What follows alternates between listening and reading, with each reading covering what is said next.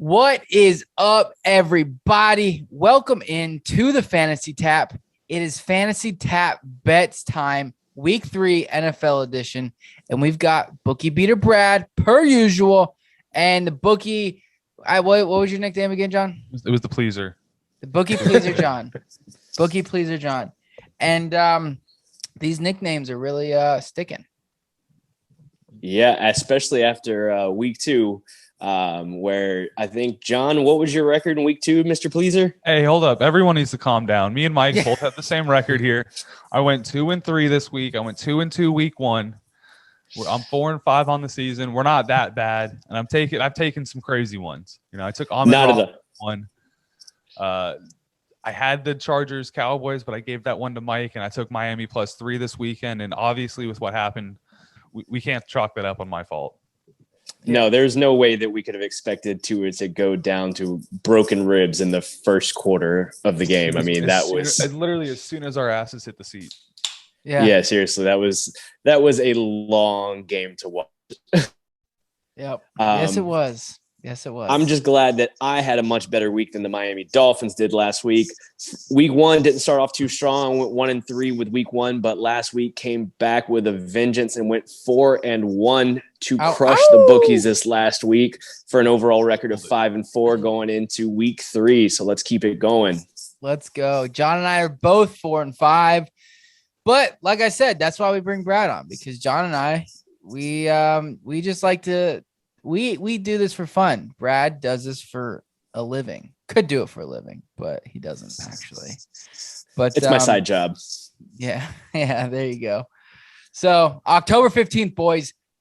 October 15th, sports betting in Florida. Can't wait. But can't wait. Let's do it to it. Let's jump into it. Who wants to go first? Actually, Brad, you're up. You're winning. Let's give you the floor. All right. Well, I'll go with my number 1 bet of the week, and kind of riding along that train of hating on the Dolphins for a minute. We're going to take Las Vegas at -3.5 for -105. Okay. The game is in Las Vegas.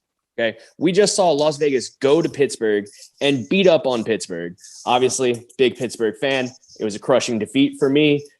And yes, while we saw that, Pittsburgh was missing quite a few defensive players, they still have an amazing defensive line, and they could not get enough pressure on Derek Carr to really make a difference. But honestly, I'm not making this bet because of the Las Vegas Raiders. I'm making this bet based off of the Miami Dolphins. And Jacoby, the beef brisket Brissett, I'm sorry, I just don't have any faith in the man. His record as a starter in the NFL is 12-20. Wow. He hasn't started a game since 2019, where he went 7-8 for the entire season, almost 500, not too terrible. But the second half of the year, when you would think he's getting in his groove, things are finally, that's where he's going to pick up some of these wins, because, it was a truncated season for him. He didn't expect to jump in. That was the Andrew Luck retirement. And his last 8 games of the season, he goes 2-6, losing to teams like the Jaguars. And I'm sorry, but Jacoby Brissett, I don't have faith in him to do a whole lot to keep the Dolphins in this game. And as we've seen, the Raiders, I think the Raiders might be for real this year. I mean, they beat Baltimore, who came back last week and beat KC. I can't see the Dolphins really hanging around in this game. I like the Raiders by at least a touchdown. So give me that -3.5. All right. Well, listen, I will say this. Okay. I had just had the Chipotle just came out with beef brisket. Okay. It's a new seasonal thing.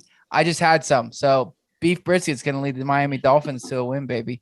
But no, I understand that pick as much as it pains me. So yeah, well, that hurts. That hurts, Brad. We invite you to our home, and you piss on our team. Thank you. Hey, you brought me in. You didn't bring me in to tell you the good news. You brought me in to help the listeners make some money. So that's what I'm here for. I did, though. I brought you in because I want to feel good. Oh, man. So, all right, my first pick, listen up. Green Bay +3. Anytime you can give Aaron Rodgers points, I don't care where he's going. He could be going to the middle of the Sahara playing football. Give me +3. Give me points. Give them to Aaron Rodgers. I'll take it all day. I don't care if you're playing San Francisco. It's Sunday Night Football. Aaron Rodgers thrives on Sunday Night Football, just in the prime time, because he knows it's about him. He knows that. So give me Green Bay +3, -105.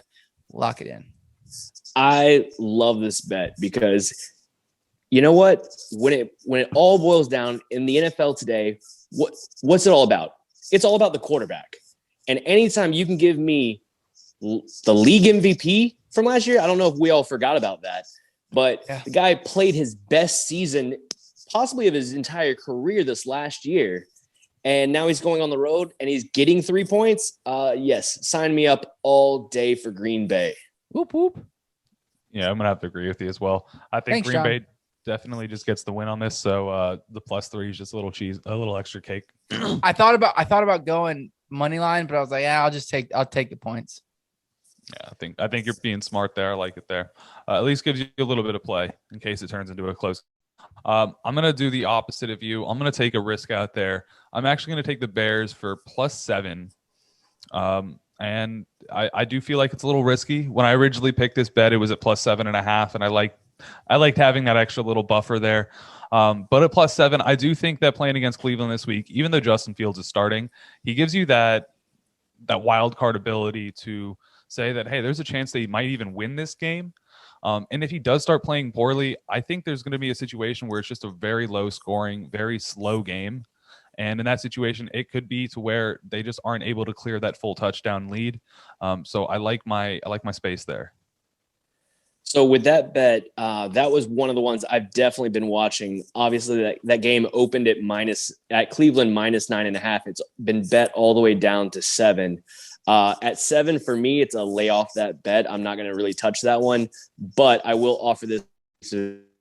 It goes to 6.5. Which there's a good chance tomorrow or Sunday before kickoff, it moves down to 6.5. Hammer that Cleveland side because that's just too much value that's moved the other direction. And while I do like Justin Fields a lot, he's a rookie. Yeah. And what do rookies do? They turn the ball over. And Cleveland can capitalize on that, especially with that pass rush, putting him under pressure. Yes, his rushing ability is awesome, but I don't think they're quite the same team that they were even last year. That team has slowly been declining, and Cleveland is on the rise, and that is a great team around Baker that kind of lifts him up to kind of keep him going. So while -7, I don't hate it, not loving it. I'm going to stay off that one. But if it goes to 6.5, hammer that bet. I got the Bears +7, buddy. Oh, I know. Okay. Okay. You said -7. Okay. But you're saying minus. I'm talking from the Cleveland. I'm speaking from the Cleveland side because to me, even though you're getting a full touchdown, I just can't put it into the hands of a rookie, especially a rookie on his first road start in the NFL, because this game is in Cleveland. So I just can't do it. That's where I'm at. Is I don't hate the bet. I'm going to stay away from it because I was looking at that earlier. I could, like John said, I could see the Bears winning, just pulling out a straight dub. And I could also see Justin, like it just blowing up in their face. So I'm just going to stay away from it. But I get where you're coming from, John.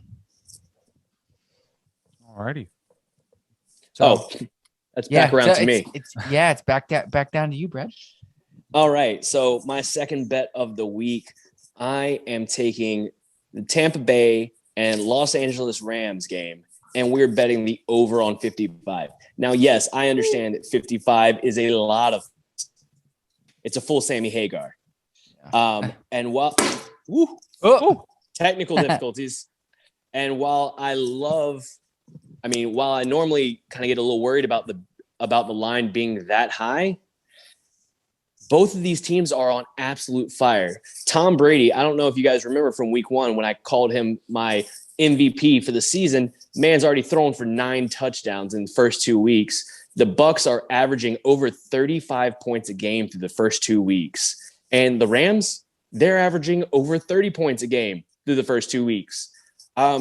I think we're going to see a lot of fireworks out in Los Angeles, and I feel much more confident about Brady and the Bucks going on the road than I would if this were reversed. So because it's out in LA, I expect to see a pretty large shootout. So that's what I'm going for. Bucks and Rams over 55. I like that a lot. Yeah. We were talking about it earlier in our game by game breakdown. I brought up that the Bucks defense is absolutely stacked with talent, but they let plays up in big chunks. You saw it against Dallas in week 1. Even last week, having the team the Atlanta Falcons able to put up 25 points against you, I think it just shows that they're going to let up some yards, and it could end up in a lot of points, especially going against Matt Stafford and an extremely talented wide receiver core. So this should be a huge game. Yeah. The other thing, I want to add one last thing about why I like this, and it's why I like, generally speaking, overs more than unders. Because when you bet an over, your interest and the team's interest are aligned. No team is ever not trying to score points, because we see it all the time. Okay, you don't think it's going to get there. It's not going to get there. And then garbage time rolls around because one team is up 20 points. They start playing prevent, and all of a sudden you see the fourth quarter, the team comes back and scores 2 touchdowns because it doesn't matter to them, because the NFL, all they care about is the W. They don't care about your over-under. They don't care what your line is. They want that W. So they're going to play prevent. They're going to let you score, eat up that clock.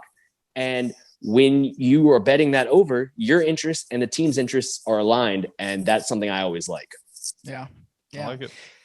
Yeah, no, I agree. I agree with you there. I'm going to stay in that game, okay? And listen, give me Tommy B over 2.5 passing touchdowns. Like you said, he's already got a shit ton, okay? He's got 9 passing touchdowns. It's actually plus odds, which is crazy to me. I know that the Rams have only allowed 1 passing touchdown this season, but they have not played the GOAT yet. They've only played Andy Dalton and a banged up Carson Wentz. So give me Tom Brady over 2.5 passing touchdowns plus 125. Yeah, it's kind of similar to my Aaron Rodgers bet. It's like when you're betting on the GOAT and you get plus, like you're getting a little more juice. Shoot, take it. Yeah, I mean, I can't argue with this one. I mean, Tom Brady over 2.5 just seems like you got to at least be like a 60 or 70% favorite to hit that bet. Yes, the Rams have a good secondary. Jalen Ramsey is a monster, but you know what? The Bucks they don't just have one good receiver. Even with Antonio Brown being questionable on the as he's on the COVID IR right now, you still have Chris Godwin. You still got Mike Evans. And don't forget Gronk, who's all of a sudden in his old school form, 4 touchdowns the first 2 weeks. I mean, come on. That man is a red zone monster. So, yeah, give me those over 2.5 touchdowns for Tom Brady all day. Yeah.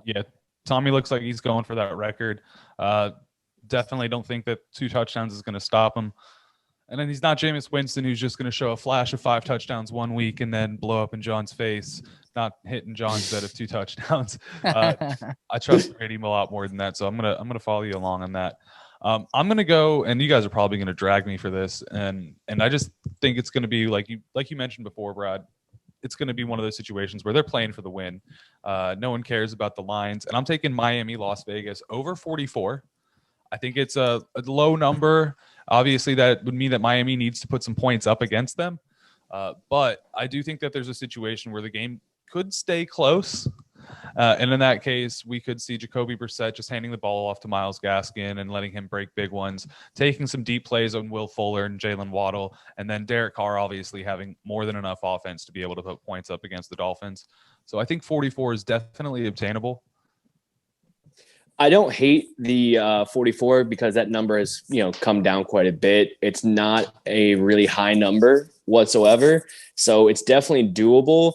Obviously, I'm a little concerned about the Dolphins' offense and their ability to keep up. I have no questions about whether the Raiders will be able to put up some points.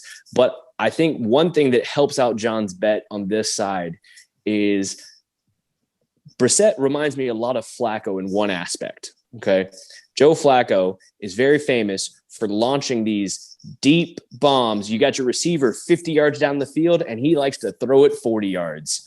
And, as that receiver turns around and comes back towards the ball, you pick up that easy pass interference. And that's something that Jacoby Brissett does quite a good job at, is underthrowing a deep bomb. And it sounds like it sounds terrible, but he does it, and he does it kind of effectively, and he uses that DPI as an advantage. I mean, and we all know if you get a DPI in the end zone, or at least even near the end zone, you're getting spotted pretty close. So I think that's something, it's a little bit to help in that direction. So I don't hate the bet. I think the Dolphins score 3 touchdowns. So as long as they do that, you'll be good. Yeah. Agreed. Possible. All right. So my next bet is going to be in the Seattle-Minnesota game.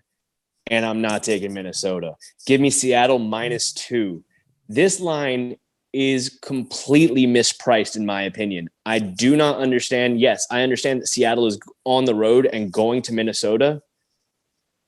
But what have we seen from Minnesota that tells me that they can hang around with Seattle and Russell Wilson? Not a lot. It's not like we expected their defense to really make a comeback this year, or at least I did. Zimmer has never had defenses this terrible. After last year, I expected some changes, maybe a difference in the scheme, something to come back.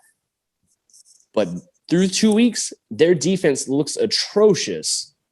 And the Seattle's offense is looking great. I mean, Tyler Lockett is looking like one of the best wide receivers in the NFL right now. I believe he's number 2 in total yards from the wide receiver position, only behind Deebo Samuel. Mm-hmm. And him, along with DK, who can blow up at any point, that man is a monster. Give me Seattle -2 in Minnesota, because it's under a field goal, man. How is that still a line? It opened at -1.5 and it only got bet out to 2. I don't understand it. I think it's a total misprice.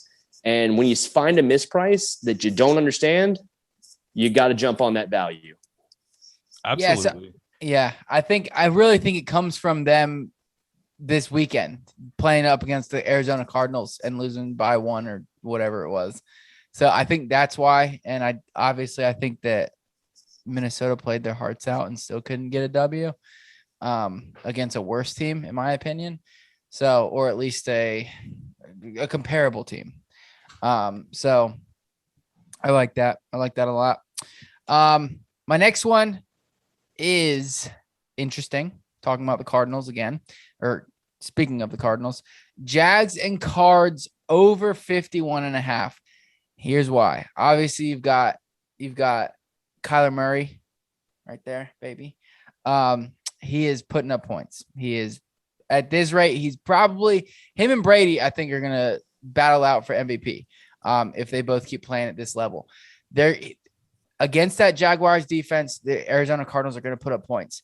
At that point, it's probably going to more than likely going to go to garbage time, where Trevor Lawrence is going to do his thing, gets the second team and score, their fair share of points. So over 51.5, I like the Jags Cards. It's not the sexiest, but I think it hits.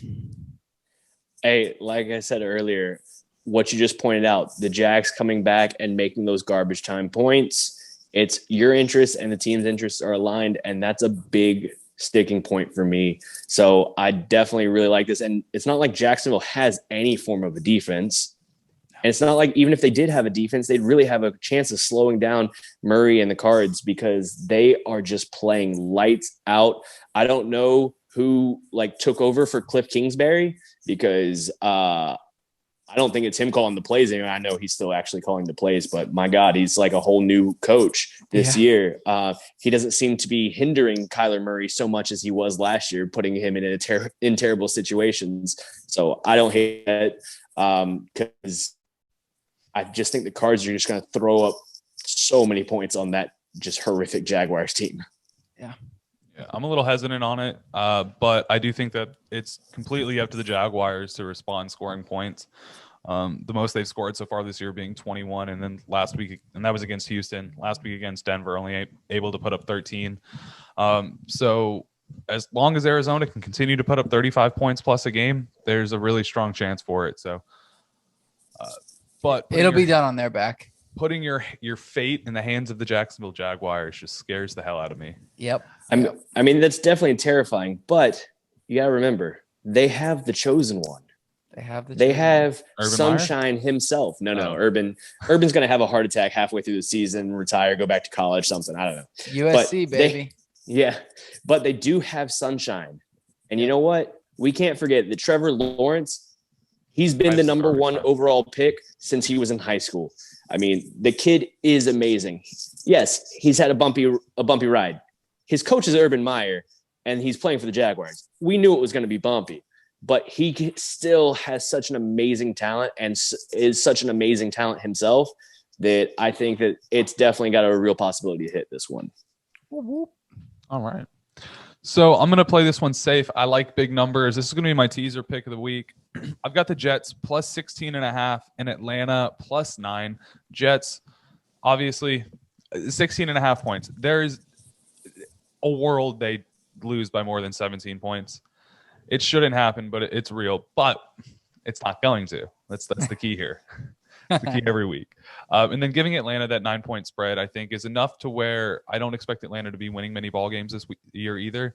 But they're also a team that can put up offense. And unless they're going up against the Bucks or someone like that, they like to keep it a competitive game.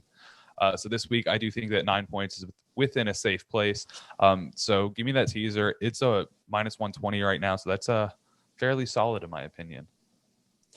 Yeah, I don't necessarily I looked at that game myself for my teaser of the week just because anytime you can get 16.5 points, we got to remember that as bad as any of these teams are, these are all professional football players, and they are all some of the most elite athletes on the planet. So while we see a massive difference between these teams, the reality is every player on that field is a freak of nature. Yeah. And as we pointed out last week when we were talking about a different teaser, we pointed out that, the Miami Miracle game where you guys were 17-point underdogs at home. I mean, that's crazy. Tease that out to 16.5. I'm never taking the other side of that. I want to be on the side getting the points in that situation or just laying off of it. So I like that leg of it just because you're getting so many points. The Atlanta Giants game, I'm a little iffy on. I'm just kind of staying away from that game this week just because Atlanta's been so just inept. Yeah, they've been very Atlanta. There's no better phrase for it than that, Mike. That's a good one. My point for that one is the fact that I don't think the Giants are a team that, they looked really good in primetime against Washington last week, but I don't think that's them. I don't think that's who they are. Like you mentioned earlier that you think the Raiders are the real deal. I think the Raiders might be the Steelers from last year. They look really good in the big games early in the season, but eventually the whole team's just going to crumble. And we saw last year the Raiders getting those big games against Kansas City, popping off really early. But I think the Giants are fake, and I think the Falcons keep it competitive. I don't think Daniel Jones is going to be able to throw for, run like a monster and throw for like a monster. Give me Matt Ryan. Yeah, I mean, I don't hate it. I mean, getting 9 points is always is never a bad situation, especially against, someone as turnover prone as Daniel Jones. I mean, the man plays with butter on his hands, it seems like. So, he turns the ball over 1 or 2 times, and it's really hard to extend that lead to 10 or more. So, I don't hate it. All right, jumping into my this is going to be my last bet of the week. This is my teaser, and I'm going to dive back into some of the games we talked about a little bit earlier. So we were talking about Cleveland and Chicago. So I'm teasing that line down to -1. Okay. I absolutely love Cleveland -1. Okay. Cleveland is at home. They're going to take care of business at home. They're going to control the line of scrimmage on both sides of the ball. They have the best offensive line in the NFL, in my opinion. And they have one of, if not the best pure running backs in the league with Nick Chubb. Add that in with Kareem Hunt's pass catching abilities out of the backfield as well. And I just think that they're going to manhandle the Bears. And like I said earlier, I just don't have faith in a rookie, even as one as promising as Justin Fields. And I'm a huge Justin Fields fan. I've been touting him. I mean, for me, he was the second best quarterback in this draft. Yeah, hey, he was who I wanted over Trey Lance. But, he's still a rookie. And that's the point. So when he's moving over he's going to face his first start on the road in Cleveland. It's not an easy place to play. So that's going to be the first leg of my teaser. The second leg is give me KC -1 against the Chargers. Now, this is an in-division game, and these games can get kind of wonky. But you know what? KC is coming off of a loss. You're stealing my thunder, Brad. If there's one thing that they don't really do, it's lose back-to-back games. In Mahomes' entire career, he has lost back-to-back games once. That's it. He's only lost 9 games in his entire career. This includes the Super Bowl that he lost to the Bucs. Okay. I'm sorry, but give me Mahomes at home -1 point. Are you kidding me? Yeah. That's just insane, especially coming off of a loss. Andy Reid and Mahomes, they're hyper competitive humans. They're not going to take this one lying down. They cannot let a second game slide, especially with the Raiders off to the hot start that they are. And you cannot afford to lose a in-division game like this. So give me KC -1, pair that up with Cleveland -1, lock it up. We're done. I love it. I like love both it. of those a lot. All right, ladies and gentlemen, listen up. We're about to get real up in this bit. All right, we're going for a 4-team teaser, baby. Whoop whoop. Plus 260. All right. Now, and after this hits, y'all are gonna be, loving this show. All right, first leg, Baltimore -1.5 against Detroit. My only concern here is Baltimore. It's coming off of a really good win. They're all up on their high. And it could be one of those fake out games where Detroit squeaks it out. But I'll take Lamar Jackson over potentially the worst team in the NFL -1.5. So I'll take that. Miami +9.5. Love it there. It was at +10.5, and it kind of worried me a little bit. But I believe in the Miami Dolphins. I don't think it gets as ugly as it did. I think that defense especially is going to play with a chip on their shoulder. And I think +9.5 is a good buffer, whether win or lose that game. 9.5 is a great buffer. Seattle Seahawks, Brad, you had them -2. I'm going to get them +4, baby. I love them. I love that. And then to echo Brad, KC -1. So it was at -0.5. And like Brad said, these interdivisional games can get a little wonky, but also, like Brad said, like I said, he was stealing my thunder. They're coming off this freaking loss. It's heartbreaking to Lamar Jackson. First time they've lost to him. And they're also going to be playing with a chip on their shoulder. So let's recap that. Baltimore -1.5, Miami +9.5, Seattle Seahawks +4, and KC -1 for a total of +60. We're getting rich this weekend, baby. I'm gonna have to just as we're gonna throw this out there, guys. Don't copy that bet.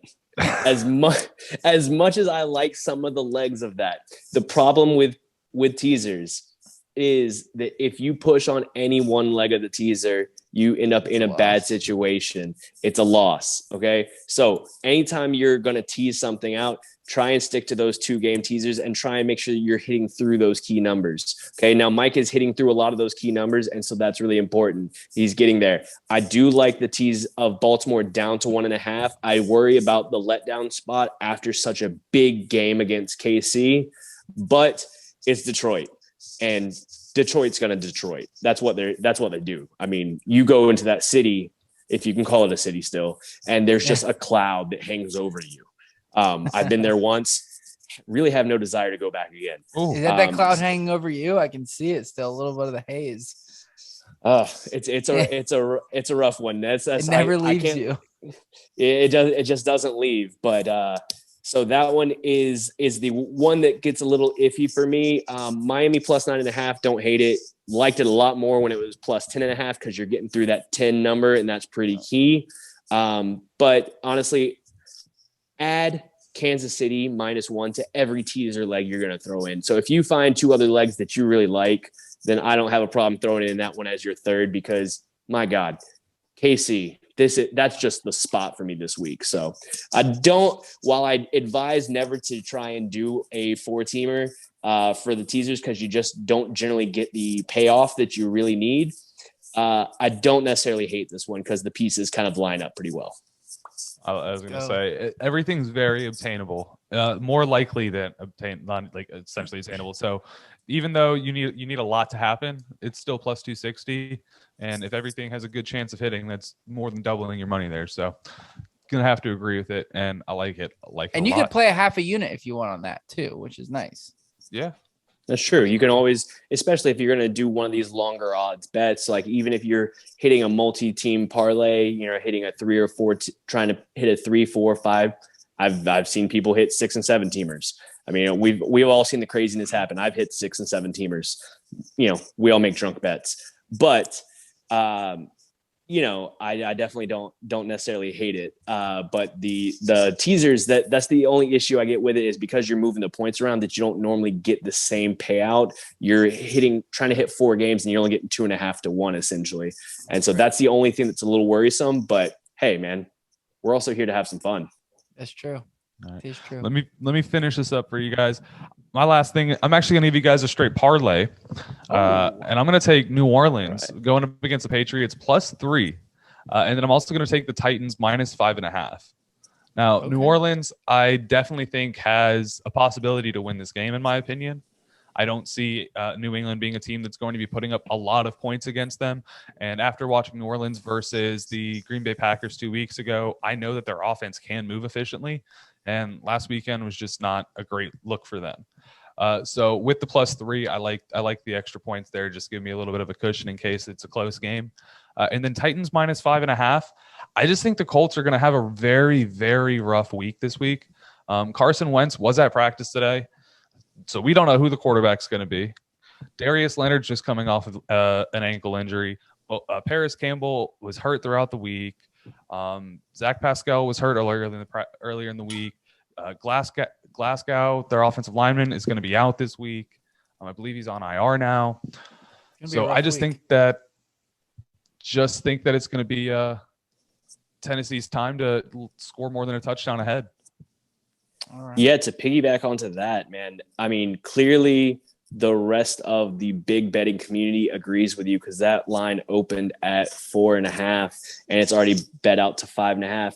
And now, yes, you're losing out on a little bit of value waiting to bet till it hits 5.5, but you're clearly on the right side. And that's the great thing about after you get past the 3 before that 7, you're going through a bunch of numbers that really there's not a lot of difference between them. So, I mean, you're not losing a huge percentage point on that, and you're clearly on the right side because that's where the market is moving. And it's called the wisdom of the crowds for a reason. So I definitely like the -5.5 on the Tennessee side. New Orleans scares me a little bit just because they're going to New England, but Sean Payton's a great coach. I know he's going up against Bill Belichick, but Belichick is still starting a rookie quarterback. And, that's one of those things that I've brought up time and time again is rookies make a lot of mistakes, even great rookies, even rookies that are having great years, even Hall of Fame players. Peyton Manning set the interception record his rookie year. Okay. This is just sometimes what they do. And Belichick's going to try and minimize those mistakes, but he's still a rookie. So, a couple of turnovers goes the wrong way, and that 3 points can make all the difference in the world. So I definitely don't hate that. Yeah, I like both of those, but I actually think that Colts Tennessee game could get out of hand. Could be one of those massive blowouts that we see. And then I do think that New England game is, New England's not a high-powered offense. Point blank period. And Jameis Winston can be a high-powered quarterback. Even with Alvin Kamara there, anything's possible. So what I could see out of this game is a very, very low scoring game, which would, accompany that or speak well to that +3. So I do like that. Or the Saints offense could just like flip a switch and and put up points. Oh yeah, I mean, if there's one thing we know about Jameis Winston throughout his career, it's a roller coaster. And this last week was obviously about as bad as it gets for him. So he was pretty in the tank this last week. So if that tells me anything, he's going to be back on that climb because you can't really predict what Winston's going to do. Like I said, roller coaster. He's up and down week to week. So I definitely don't hate that side of it. Betting on some variance to swing back the other direction. Yeah. So. All righty, ladies and gentlemen. Oh, John, you have something to say? You got something? No, I'm just really excited for some football this weekend now. Me too. I'm so excited. Always. So excited. It's going to be a great weekend. What games are you looking forward to, guys, off the top of your head? Go ahead. I was going to say Chargers KC, obviously. We got to love watching Justin Herbert get a chance to go up against Patrick Mahomes. It's going to be a great game. I think that the Bears game is going to be interesting watching Justin Fields get his first true start up against Cleveland, which everyone's giving him crap. Obviously, you're not wanting to trust him. But again, I think it's a winnable game. I think there's a chance they can win it. And it could be a great start to his career. Like to see it. And then, obviously, I'm excited to watch the Dolphins get destroyed by the Raiders this week or just pull off some amazing magic that our team just happens to do once a year. Yeah, so for me, I'm definitely going with the Homer game. I need the salve that is the Cincinnati Bengals to put on that burn from that Henry Ruggs bomb touchdown at the end of the game that pretty much just sealed our fate.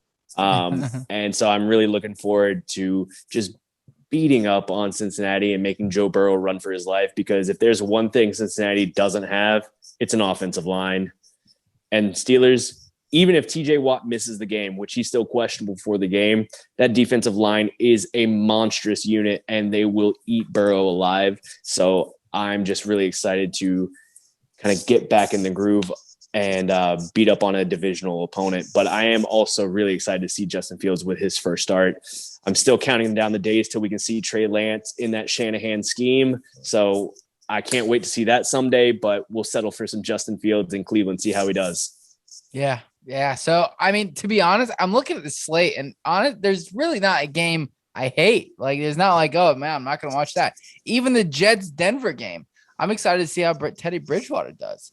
And see if he can blow up there. And then, to be honest, if Detroit can put up a fight. But my favorite games, obviously, Tampa Bay and LA.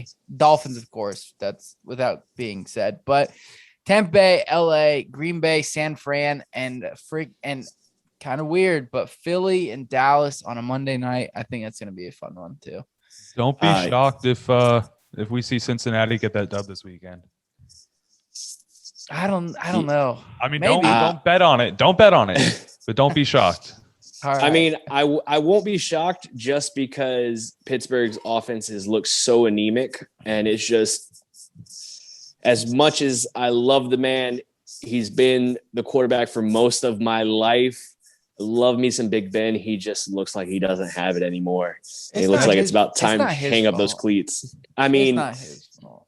I know the offensive line's bad, but the man's just making some really bad decisions in games. And that was something that we didn't necessarily have to worry about in the past. And so that's kind of what I'm hanging on Ben. Yes, the offensive line is a problem, but his decision-making lately has been quite a problem as well. Yeah, I can see that. So, but all right, ladies and gentlemen, thank you so much for tuning into the Fantasy Tap Bets. Thank you, Bookie Beater Brad. Also, by the way, you're going to have to change your Twitter handle to that. By the way. All right. Well, let's. I'll work on that. I don't know how to do that, but I'll figure it out this week. Send me your password. No. But all right, guys. If you could do us a favor, subscribe, like this video, hit that little notification bell. That would be dope. Also, podcast. If you could leave us a review, a rate, and let us know if you agree with these bets, disagree with them. And like I said, follow us on Twitter also, and follow Bookie Beater Brad on Twitter. It's Steelers 1989, right? Yeah, Steelers Dad 1989. I got two little ones. There we go. Boom. All right, people. We will see you next week when we're all going to go 100 for this week. So we're all going to be like what? Yeah, $100 each. We're all going straight straight wins, no losses. And remember, keep crushing those bookies. Let's go. Absolutely. All right, guys.